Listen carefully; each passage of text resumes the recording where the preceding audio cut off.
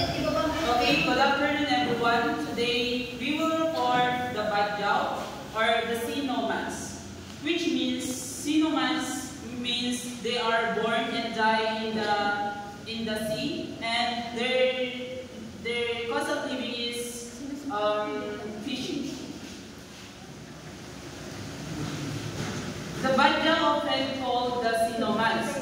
The geographical location of Badjao primarily reside in the maritime Southeast Asian, in the Philippines, particularly in the Sulu archipelago, including the provinces of Sulu, Tawi-Tawi, and Basilan. In Malaysia also, in the states of Sabah and Sarawak, especially in the coastal areas of Semporna and Lahad Datu.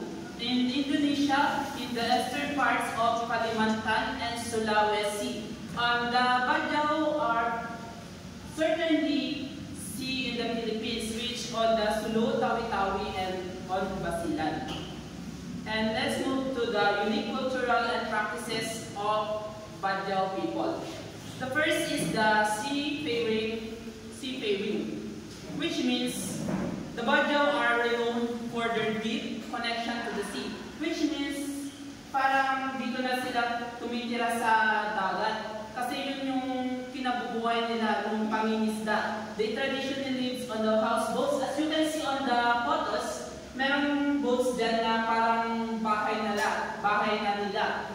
And moving from fishing ground to another. As sea nomads, wala silang permanent address. Like they sail to gain foods for their cost of living. And next is Badjao also are expert of diving. They are skilled divers. Skilled divers sila, magaling sila mag-dive ng they like parang nag-dive sila para kumuha ng mga perlas. Capable of diving to great depths without the aid of a modern diving equipment. They use also a modern diving equipment. As you can see on the picture, yung parang tinutusok nila para kumuha ng isda. Next.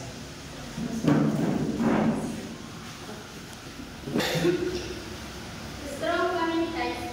Family bonds are central to Badjao culture with extended family often living together all their lives. Ito ay mahalaga sa kanilang mga pamumuhay, yung banding nilang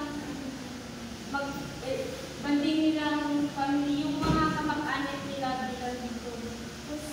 Naninirahan sila sa mga bangka or bahay, isang bahay.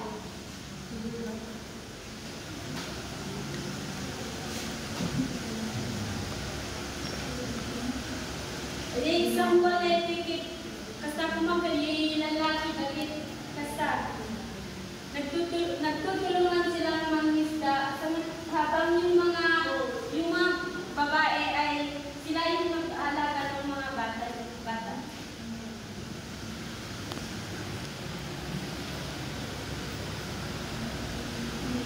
Animistic belief. They believe in spirit inhabiting natural elements like the sea, mountains, and forests. Ang mga Badjao ay naniniwala sila sa mga espiritu na naninirahan sa mga bundok. Naninirahan sa mga kalikasan tulad ng mga dagat, bundok, or kabubatan. Example, yung pag-aalay nila ng mga pagkain sa bundok. Yun yung paniniwala nila.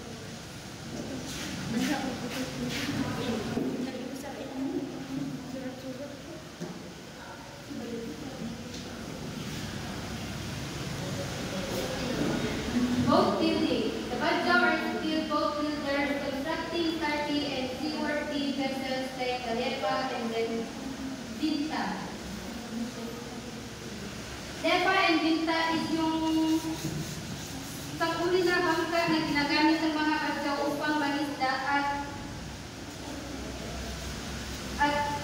ginagamit nila sa paglalakbay upang magpaghanap buhay.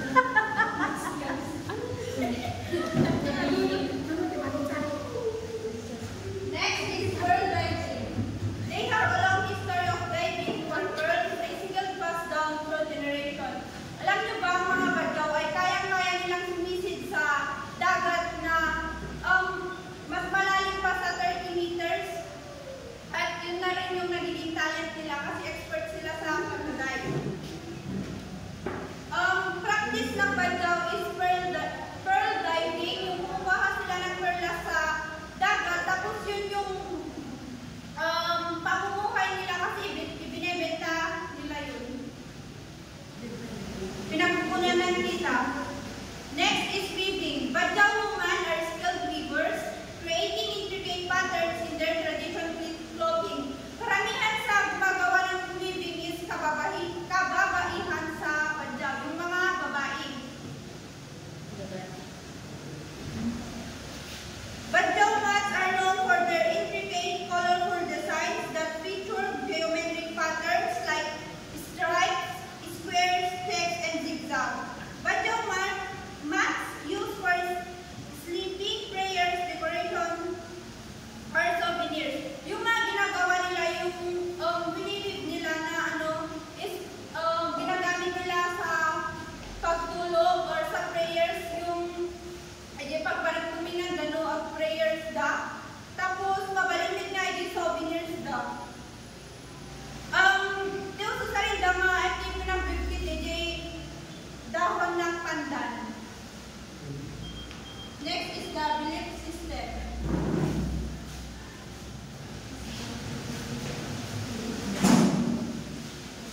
Belief system.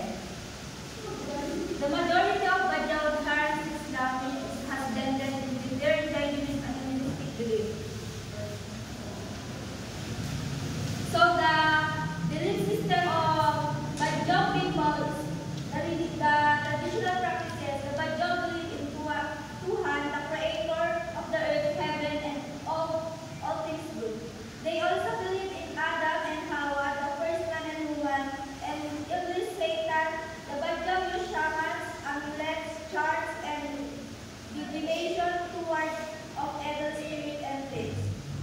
Ang mga Badyaw is, ang paniniwala nila is, naniniwala din sila sa newborn, throwing newborn in the sea, communicating to their spirits.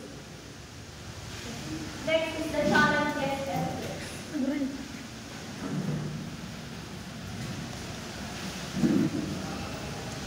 Land rights.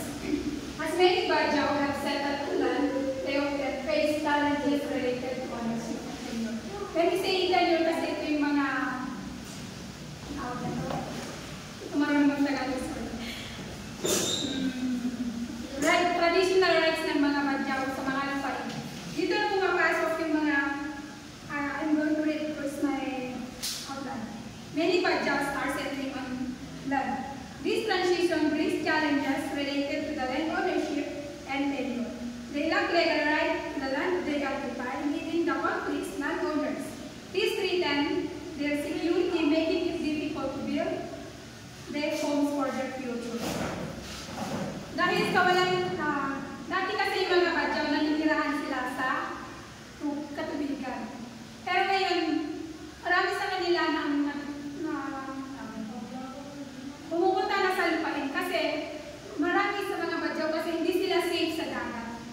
Kaya naman pag may tsunami, bagyo, sila ang unang naapektuhan sa mga ganong kalamidad. At isa pa, ang isa sa mga